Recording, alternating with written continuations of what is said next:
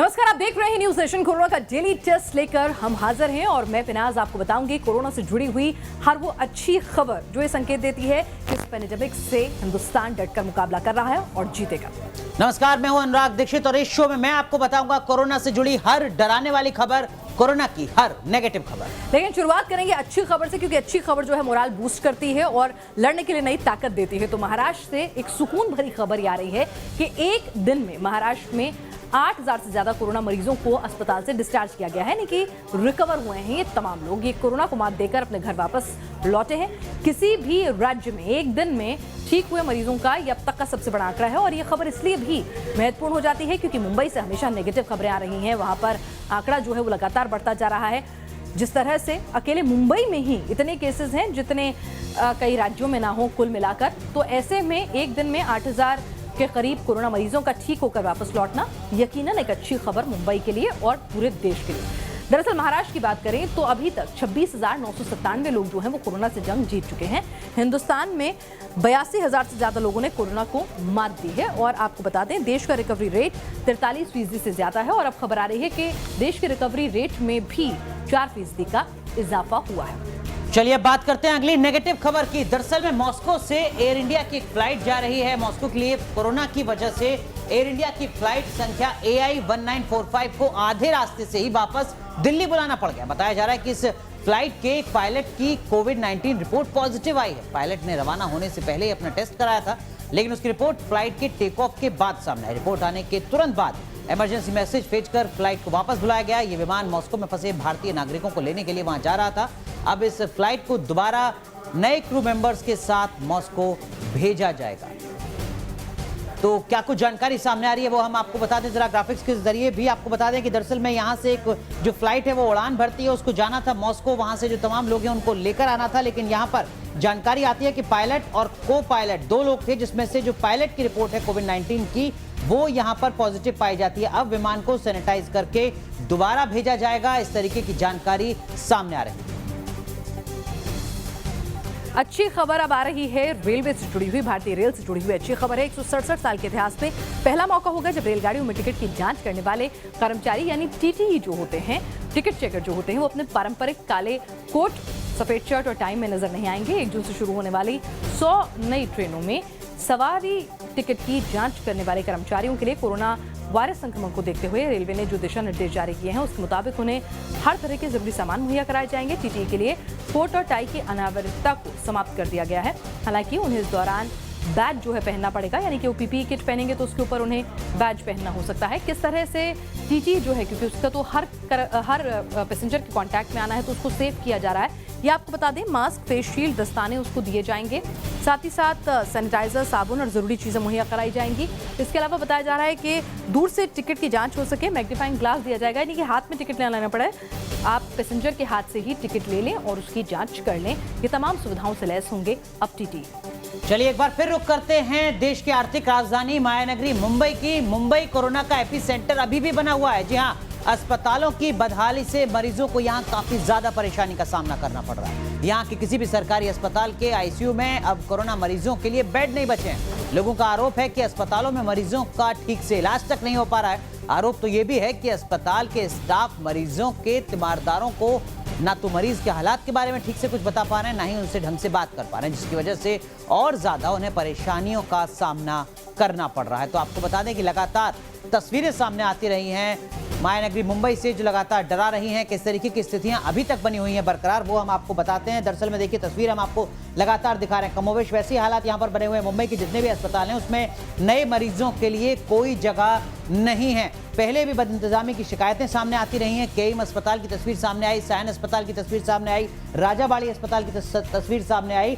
शिकायत के बाद भी अस्पतालों की स्थिति में सुधार नहीं है। दरअसल में संसाधन बहुत सीमित हैं। तैयारियों को लेकर यहां पर सवाल खड़े हो रहे हैं, जिसके चलते हालात बदतर बने हुए हैं। तो अगली अच्छी खबर जो है वो मुंबई से आ रही है, जहां अस्पतालों में बेड की कमी को देखते हुए लोगों ने हाउसिंग सोसाइटीज में ही काम चलाऊ अस्पताल बनाने शुरू कर दिए हैं। कई सोसाइटीज में ऑक्सीजन सिलेंडर और इलाज में लगने वाले उपकरणों को किराए पर इकट्ठा करना शुरू कर दिया है। लोगों की एक पहल है। कुछ सोसाइटीज पे तो बाकायदा डॉक्टर की सलाह लेकर मरीजों का इलाज भी शुरू हो गया है, यानी कि जो मरीज जो हैं, जो नहीं जा सकते हैं अस्पताल तक, या फिर उनको कोरोना के माइल्ड सिम्टम या एसिम्टोमेटिक हैं, या फिर वो मरीज जिन्हें वायरल फीवर हो रहा है और वो परेशान हो रहे हैं, तो उनके लिए सोसाइटीज ने ये व्यवस्था की है अपने स्तर पर। हाँ, डॉक्टर्स की निगरानी में की है, तो इसीलिए ये सुरक्षित भी है।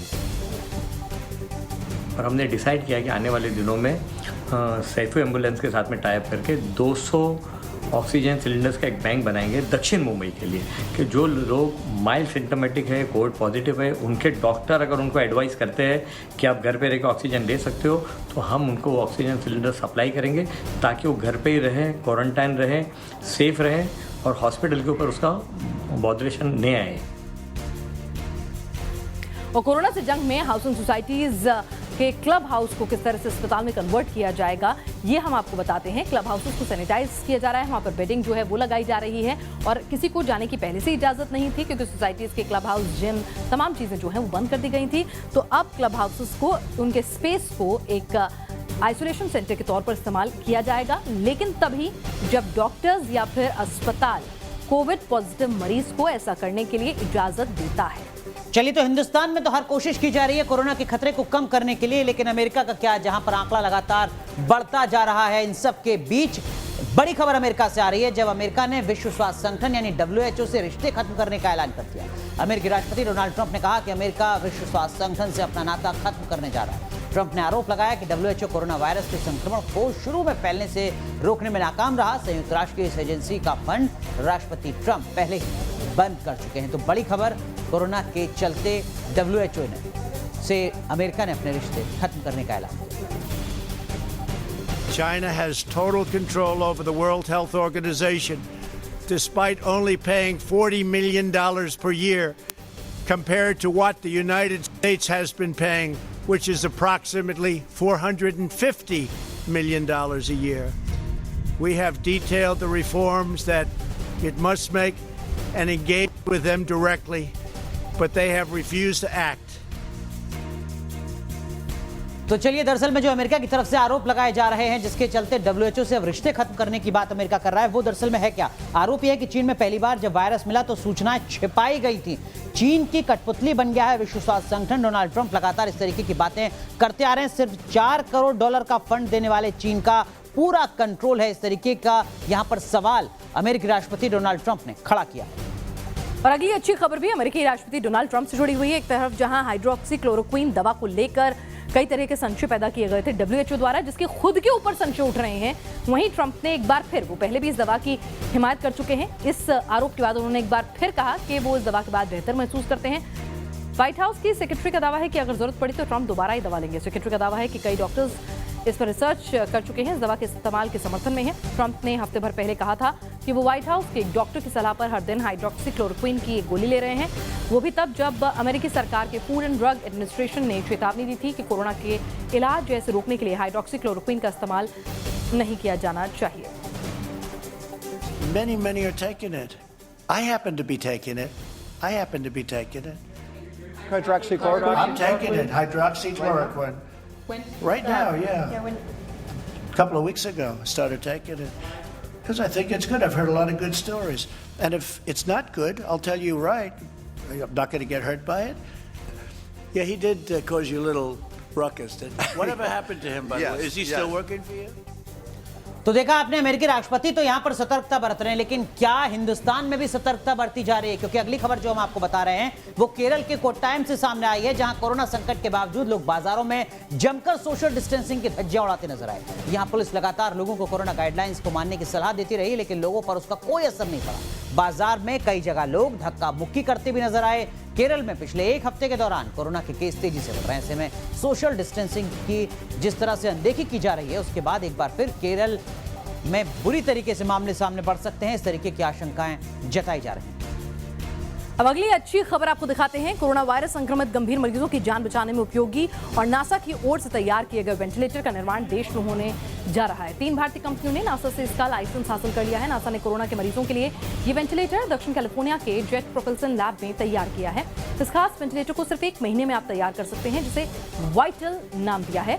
और अब नासा के साथ हिंदुस्तानी कंपनियों ने टाई अप किया है, जिससे हिंदुस्तान में भी ये वेंटिलेटर बन सकेगा। दरअसल कोरोना काल में सबसे ज्यादा जो दिक्कत थी हिंदुस्तान के पास, वो वेंटिलेटर की थी कि वेंटिलेटर कम है, इतनी जल्दी दूसरे वेंटिलेटर तैयार नहीं होते हैं। तो ऐसे में अगर कोरोना फैला तो क्या दिक्कत होगी? तो ऐसे में 1 महीने के अंदर ये वेंटिलेटर तैयार हो जाएगा। 3 भारतीय कंपनियों को नायसा की तरफ से लाइसेंस जो है मिल गया है। दुनिया की 18 दूसरी कंपनियों को भी लाइसेंस मिला है। अमेरिका की 8 कंपनियां वाइटल नाम का वेंटिलेटर बनाएंगी। कोविड-19 के गंभीर रोगियों के लिए सांस लेने में जब दिक्कत होती है तो वेंटिलेटर की जरूरत होती है और वेंटिलेटर की कमी को ये पूरा करेगा। चलिए, एक तरफ जहां बहुत कुछ हासिल करने की उम्मीद जगती है, वहीं दूसरी तरफ बात करते हैं अब राजस्थान की, जहां कोरोना काल ने डिग्रीधारियों के हाथ में भी फावड़ा दे दिया है। बेरोजगारी की मार और भूख की आग ने पढ़े लिखे ग्रेजुएट युवक युवतियों को भी मनरेगा के तहत मजदूरी करने के लिए मजबूर कर दिया है। मजदूरी करने वाले इनमें से कई लोग कोरोना संकट के पहले कंपनियों और निजी स्कूलों में नौकरी करते थे, लेकिन कोरोना संकट के चलते जब इन लोगों को तनख्वाह मिलना बंद हो गया तो इन लोगों ने मनरेगा के तहत काम करने के लिए अपना रजिस्ट्रेशन करवा लिया। तो दरअसल में किस तरीके के हालात हैं आप देख सकते हैं। पूरे देश में कमोवेश इसी तरीके की तस्वीर नजर आती है। राजस्थान में तमाम लोग जिनको अब वेतन नहीं मिल पा रहा है, उन्होंने महात्मा गांधी नरेगा में अपना रजिस्ट्रेशन कराया है, क्योंकि रोजगार का संकट पूरे देश में बढ़ा है। लॉकडाउन के बाद मनरेगा में 30% ज्यादा मजदूर बढ़े हैं। मनरेगा का जो बजट है वो भी केंद्र सरकार की तरफ से बढ़ाया गया है। 38 लाख रजिस्ट्रेशन अकेले राजस्थान में हुए हैं मनरेगा के। हम आपको बता रहे हैं स्थितियां, ये राजस्थान की स्थिति है। कमोवेश ऐसी स्थिति पूरे देश में नजर आ रही है महात्मा गांधी नरेगा योजना के लिए।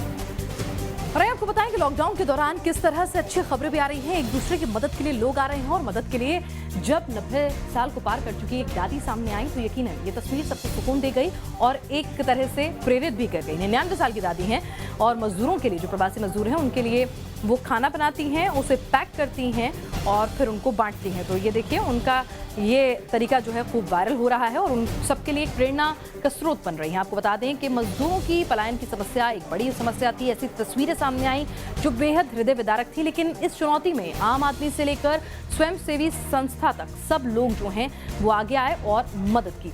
आपको बता दें, खाने के साथ व्यक्तिगत तौर पर कई लोग मदद करने जुटे हैं। दादी की भी मदद कर रहे हैं, मजदूरों की भी मदद कर रहे हैं। मजदूरों की सहायता में आगे आए स्वयंसेवी संगठन। तो एक तरफ जहां तमाम लोग समाज के आगे आ रहे हैं प्रवासी मजदूरों के लिए मदद के लिए, गरीबों की मदद के लिए, लेकिन ऐसा नहीं है कि स्थितियां पूरी तरीके से सही हो रही हैं। पश्चिम बंगाल के आसनसोल से एक तस्वीर सामने आई है जो कोरोना काल में लोगों की तकलीफ को बयां करती है। कोरोना और लॉकडाउन की वजह से यहां हर तरह के काम को नुकसान पहुंच चुका है और अब लोगों के सब्र का बांध भी टूटने लगा है। लोग अलग अलग तरीके से अपने नुकसान का विरोध करने के लिए सामने आने लगे हैं और आने वाले वक्त में इस तरह की तस्वीरें और भी सामने आएंगी। इस तरीके की उम्मीदें लगातार की जा रही हैं। और अगली अच्छी खबर जुड़ी हुई है कोरोना वायरस के इलाज से। क्यूबा की एक दवा जो है डेवलप हुई है, वो जानलेवा वायरस के इलाज में कारगर साबित हो सकती है, ये दावा है। बताया जा रहा है कि भारत इटलोजुमाब दवा के परीक्षण के लिए तैयार भी हो गया है। कोविड-19 से होने वाली मौतों को रोकने में क्यूबा ने इसी दवा का इस्तेमाल किया। इसे भारत और क्यूबा की दवा कंपनियां मिलकर विकसित करने में जुटी हैं। ये किस तरह से काम करेगी? इटोलिजुमाब नाम की ये जो दवा है, अचूक दवा इसे बताया जा रहा है। दरअसल क्यूबा में कोविड-19 की मौत की दर को कम करने में बेहद असरदार रही है। इसके साथ ही आपको बता दें कि क्यूबा में कोविड-19 से मौत की दर इसने काफ़ी कम की है और साथ ही साथ दवा का इस्तेमाल सुरक्षित बताया जा रहा है। कोई दूसरे साइड इफेक्ट नहीं है, दिल पर, किडनी पर असर नहीं डालती है। भारत के 6 अस्पतालों में क्लिनिकल ट्रायल जो है शुरुआती दौर में किया जाएगा। तो एक तरफ जहां दवा खोजी जा रही है, इलाज खोजा जा रहा है, वहीं दूसरी तरफ प्रवासी मजदूर सुरक्षित अपने घर पहुंच जाएं। हिंदुस्तान में अभी भी एक बड़ा सवाल बना हुआ है, क्योंकि जो अगली खबर हम आपको बता रहे हैं वो ओडिशा के बालासोर से है। यहां प्रवासी मजदूरों को लेकर जा रही एक बस हादसे का शिकार हो गई। हादसे में 7 प्रवासी मजदूर गंभीर रूप से जख्मी हो गए हैं। बताया जा रहा है कि इस बस में सवार मजदूर केरल से पश्चिम बंगाल जा रहे थे। बालासोर में बस का ड्राइवर उस पर नियंत्रण नहीं रख पाया और बस हादसे का शिकार हो गई। हादसे में सुरक्षित बचे लोगों को दूसरी बस से पश्चिम बंगाल के लिए रवाना किया। चलिए, और अगली अच्छी खबर जो है वो जयपुर से आ रही है, जहां पर हॉटस्पॉट बन गया था रामगंज। एक के बाद एक केसेस लगातार आ रहे थे। घनी आबादी वाला इलाका था और कहा जा रहा था एक तरह से एपिसेंटर बन गया है जयपुर में कोरोना का, लेकिन सही रणनीति के बल पर इस इलाके में कोरोना संक्रमण पर काफी हद तक काबू पा लिया गया है और जयपुर तो मॉडल टाउन भी जो है वो घोषित किया गया है स्वास्थ्य मंत्रालय द्वारा। कोरोना से लड़ाई में बीमारी से 1450 लोग अब तक उभर चुके हैं, इनमें से 1291 को अस्पताल से घर भेजा जा चुका है। अब अस्पताल में रामगंज के सिर्फ 18 केस बचे हैं और इनकी हालत में भी सुधार बताया जा रहा है। प्रशासन का दावा है कि अगर कोई अनहोनी नहीं हुई तो कुछ दिनों में रामगंज को कोरोना फ्री जोन घोषित कर दिया जाएगा। आपको बता दें, कोरोना राज्य के लिए एक रोल मॉडल बन गया है। रामगंज में 3 स्तर पर कोरोना की जांच की गई। किस तरह से कोरोना पर वक्त रहते लगाम लगाई गई।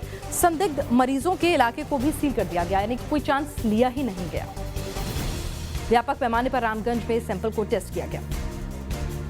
तो एक तरफ जहां राजस्थान से अच्छी खबर आ रही है, वहीं दूसरी तरफ दिल्ली गाजियाबाद, जहां से लगातार पिछले कुछ दिनों से हम जाम की तस्वीरें देख रहे हैं, कुछ उसी तरीके की तस्वीरें आज एक बार फिर देखने को मिली। हम आपको गाजीपुर बॉर्डर की तस्वीर दिखाते हैं। वो इलाका जो दिल्ली और यूपी को जोड़ता है, सील कर देने की वजह से आज सुबह से ही यहां पर लंबा जाम लग गया। गाजियाबाद में ऐसे लोगों की बड़ी संख्या है जो दिल्ली में जॉब करते हैं। इसी तरह दिल्ली में रहने वाले भी बड़ी आबादी है जो नोएडा में पहुंचती है, काम करती है, उसको भी गाजीपुर बॉर्डर से होकर गुजरना पड़ता है। गाजियाबाद दिल्ली के इस बॉर्डर पर पहले भी डीएम के आदेश के चलते सील किया जा चुका है इस बॉर्डर को। इसी वजह से इस बार भी लोगों को काफी परेशानी का सामना करना पड़ा। कोरोना को हराने के लिए पूरी दुनिया में जो है वो कोशिशें की जा रही हैं। कोई दवाई ढूंढ रहा है, कोई वैक्सीन ढूंढ रहा है, तो कोई अच्छे वेंटिलेटर्स बना रहा है। तो इस बीच कोरोना ने आपके फेफड़ों को कितना नुकसान पहुंचाया है, ये बताने के लिए एक पोर्टेबल डिवाइस जो है, स्कैनर, वो डेवलप किया गया है। ब्रिटिश कोलंबिया यूनिवर्सिटी के शोधकर्ताओं ने ऐसा पोर्टेबल अल्ट्रासाउंड स्कैनर बनाया है जिससे कोरोना पीड़ितों के इलाज में मदद मिलेगी। ये स्कैनर मरीजों के फेफड़ों का हाल बताएगा। इसके कहीं भी आसानी से उसको ले जाया जा सकता है। आकार में देखिए एक मोबाइल फोन के बराबर है। स्कैनर को तैयार करने वाली अमेरिकी शोधकर्ताओं का दावा है कि ये लैब में होने वाले टेस्ट के मुकाबले तेजी से नतीजे बताता है और वक्त रहते कोरोना के मरीजों को इलाज मुमकिन कराया जा सकेगा। दरअसल ये पोर्टेबल अल्ट्रासाउंड स्कैनर जो है वो किस तरह से काम करेगा, क्या इसकी खासियत होगी, ये भी आपको बताते हैं। आर्टिफिशियल इंटेलिजेंस से लैस है ये स्कैनर। फेफड़ों की तस्वीरें उतारेगा। ऑनलाइन लाइब्रेरी से इसको जोड़ा गया है। वायरस से फेफड़ों पर पड़े असर को भी बताएगा, यानी कि अगर आप कोरोना पॉजिटिव हैं तो आपके फेफड़ों पर वायरस ने असर डाला है कि नहीं, ये भी अपडेट आपको देगा। तो देखिए, एक तरफ जहां तमाम मशीनों को लेकर प्रयोग किया जा रहा है, तमाम इक्विपमेंट्स को बेहतर करने की कोशिश की जा रही है, वहीं दूसरी तरफ क्या आप इतने संजीदा हैं, क्या आप इतने संवेदनशील हैं कि आप कोरोना के खतरे को कम कर सकें? कम से कम कानपुर से जो तस्वीर आई है वो निराश करती है। यहाँ बीजेपी के एक स्थानीय नेता ने कार्यकर्ताओं की भीड़ इकट्ठा कर लॉकडाउन की धज्जियां उड़ा दी। बताया जा रहा है कि बीजेपी दक्षिण जिला अध्यक्ष हीना आर्या ने एक कार्यक्रम का आयोजन किया था।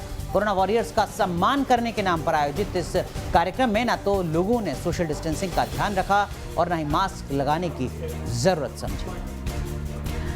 और अगली अच्छी खबर आ रही है कि टेक्नोलॉजी जो है किस तरह से कोरोना के लिए जरूरी सोशल डिस्टेंसिंग में मददगार साबित हो रही है। दुनिया भर के रेस्टोरेंट में सोशल डिस्टेंसिंग लिए तरह तरह के तरीके अपनाए जा रहे हैं। साउथ कोरिया में भी एक रेस्टोरेंट में रोबोट की ड्यूटी जो है वो लगाई गई है। एक तरह का रोबोट है जो ग्राहकों के साथ सोशल डिस्टेंसिंग का पालन करता है। आप इससे ऑर्डर लीजिए और उसके बाद यही आपको सर्व भी करेगा, यानी कि डायरेक्ट कांटेक्ट जो है वो किसी से नहीं होता है। चलिए अगली नेगेटिव खबर की बात करते हैं जो मुंबई से आ रही है। यहाँ लोकमान्य तिलक टर्मिनस पर आज एक बार फिर मजदूरों की भारी भीड़ देखने को मिली। ये वही जगह है जहां पर पहले भी हमने देखा है बड़ी संख्या में प्रवासी मजदूर पहुंचे थे अपने अपने घर जाने के लिए। आज भी अपने गांव जाने के लिए बड़ी संख्या में प्रवासी मजदूर रेलवे स्टेशन पहुंच गए, जिससे वहां काफी भीड़ इकट्ठा हो गई, जिसकी वजह से कोई चाहकर भी सोशल डिस्टेंसिंग का पालन नहीं कर पाया। भीड़ में काफी संख्या में लोगों ने हैंड ग्लव्स या फेस मास्क भी नहीं पहने थे। तो अफवाहें लगातार जारी हैं और उससे परेशान हो रहे हैं मुंबई में मौजूद प्रवासी मजदूर। और अब एक और अच्छी खबर आपको दिखाते हैं। केरल के आलपुझा में कोरोना को काबू करने के लिए खास तरह की तैयारियां जो है वो शुरू कर दी गई हैं। देश में कोरोना की रफ्तार तेजी से बढ़ रही है, लेकिन टेस्टिंग एक बड़ी समस्या बनी हुई है। ऐसे में लोगों तक पहुंचने के लिए खास वैन हाजिर है। स्पेशल वैन लोगों तक पहुंचेगी। मोबाइल टेस्टिंग जो है आपने देखा होगा देश के अलग अलग हिस्सों में ये मोबाइल टेस्टिंग वैन जो है वो जाती है और एक रैंडम सैंपलिंग होती है। गांव शहर के कोने कोने से आप रैंडम सैंपलिंग जो है वो इकट्ठा करते हैं ताकि एक डेटा जो है इकट्ठा हो सके और मदद मिल सके कोरोना के खिलाफ जंग। चलिए तो हम आपको बता रहे हैं कि किस तरीके से लॉकडाउन के चलते, कोरोना के चलते अलग अलग तरीके से लोगों की मुश्किलें बढ़ रही हैं। अब हम आपको उत्तर प्रदेश के गोरखपुर की तस्वीर दिखा रहे हैं जहां पर प्याज की मांग कम हुई है, जिसकी वजह से प्याज उगाने वाले किसानों की हालत बदतर होती जा रही है। बताया जा रहा है कि कोरोना के डर से इन दिनों ज्यादातर लोग नॉनवेज खाने से बचने की कोशिश कर रहे हैं, जिसकी वजह से प्याज की मांग में अचानक काफी कमी आ गई है। आमतौर पर गर्मियों में प्याज की मांग बढ़ती है जिससे किसानों की अच्छी कमाई होती है, लेकिन कोरोना काल में प्याज की मांग में कमी आई है। इसकी कीमत भी काफी कम हो चुकी है, जिसके चलते प्याज उगाने वाले किसानों को काफी ज्यादा नुकसान का सामना करना पड़ रहा है। तो हमने आपको दिखाई सोशल दुनिया में किस तरह से और साथ ही साथ देश भर में कोरोना से जुड़ी हुई वो अच्छी खबरें जो आपको प्रेरणा देंगी कि आप जल्द ही जो हैं वो कोरोना से इस लड़ाई को जीत सकें। यहाँ रुक रहे हैं कुछ देर के लिए, लेकिन आप बने रहिए न्यूज नेशन के साथ, क्योंकि खबरों का सिलसिला यहाँ कभी नहीं।